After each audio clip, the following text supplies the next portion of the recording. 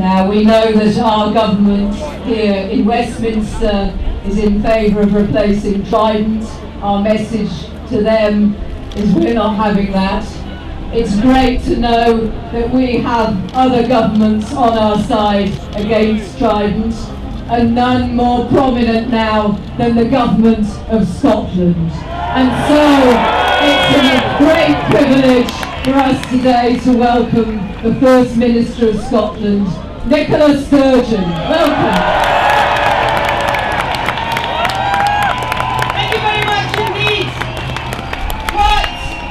What an honour it is to be here today, sharing a platform with Caroline Lucas, with Leanne Wood, with the wonderful Vanessa Redgrave, and with so many others.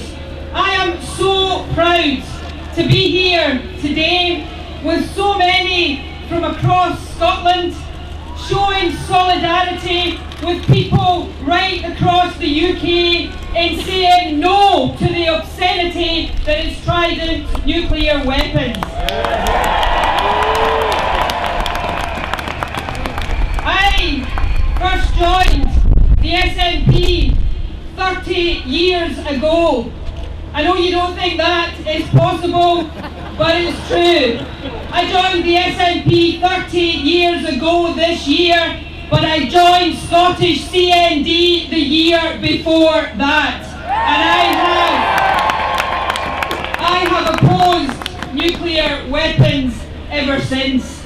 And this year perhaps the decision will come about whether or not the UK should renew the Trident nuclear system.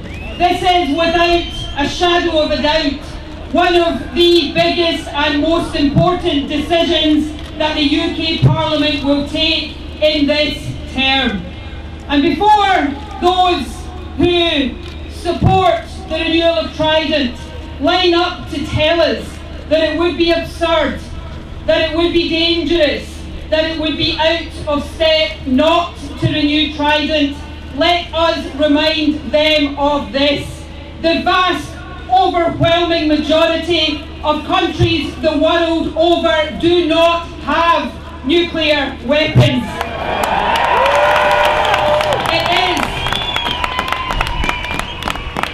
It is the norm, it is the rule in the world today to be nuclear free. It is the exception to the rule to possess nuclear weapons. Let that message ring out loudly and clearly. I think there are many, many reasons to oppose the renewal of Trident, indeed to demand the scrapping of Trident. Firstly, let's remember the moral case. The use of Trident nuclear weapons would bring about human devastation and suffering on an unimaginable scale. Trident is immoral. Trident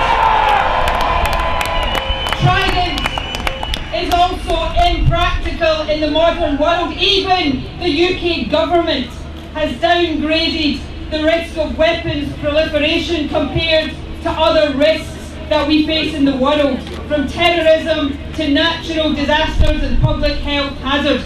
Trident does not protect us from any one of those risks. And then there is the financial obscenity. I listened, as I'm sure many of you did yesterday, to George Osborne speaking from Shanghai, telling all of us that we had to brace ourselves for more austerity cuts. Well, let me offer up a cut. Let's cut £167 billion by not renewing the Trident system.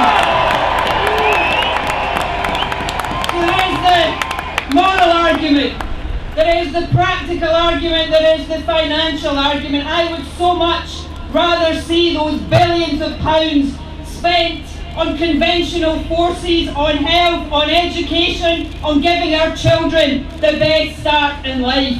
But lastly, there is the argument of leadership. You know, we are told that we can't expect other countries to disarm or not to arm in the first place if we don't have Trident, that we have to keep Trident to protect ourselves against those threats. Well, I think it's time to turn that argument on its head. How can we expect to persuade other countries to disarm or not to arm if we continually send the message that we think our security depends on nuclear weapons? That argument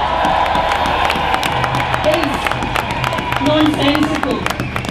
So let us send the message loudly and clearly from London today. You know, the Tories right now prevaricate over the timing of the decision in the House of Commons. I'm told that they're worried that those of us who have elections in May might choose to make Trident an election issue. Well, let me say to you, as leader of the SNP, you bet we will be making Trident an election issue.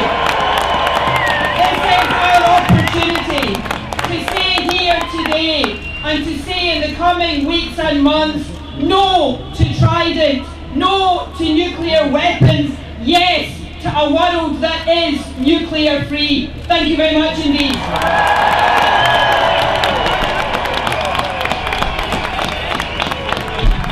Thanks very much indeed, Nicola.